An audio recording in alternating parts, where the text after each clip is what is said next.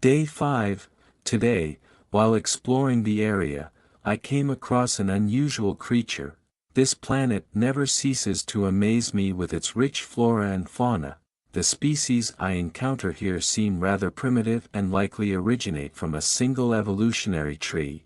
It's possible that some major catastrophe occurred here in the past, leaving only a small group of organisms to survive. Now it's their time. The time of this one specific group of animals.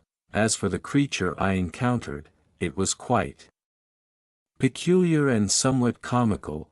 It was a frog with a tail resembling that of a beaver. In some ways, it reminded me of an earth platypus, though it wasn't covered in fur. Instead, its body was covered with strange protrusions. Bumps, or something similar. I noticed that some of these protrusions were moving. Perhaps this is how the creature carries its eggs or young, or maybe they were some kind of parasite living on its body. I'm not a biologist, so it's hard for me to say. Additionally, the creature had red and black coloring, which might indicate that it carries some kind of poison or toxic properties. It wasn't very large, about the size of a cat, and could likely be eaten by a slightly larger predator. However, I observed that many other animals went out of their way to avoid contact with this strange being.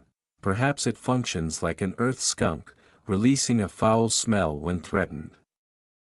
It's also possible that its bright colors serve as a warning to potential attackers, signaling that any confrontation would result in an unpleasant experience, such as being sprayed with a pungent substance. Unfortunately, regarding the search for alien lifeforms that might have arrived on this planet, I still haven't found anything.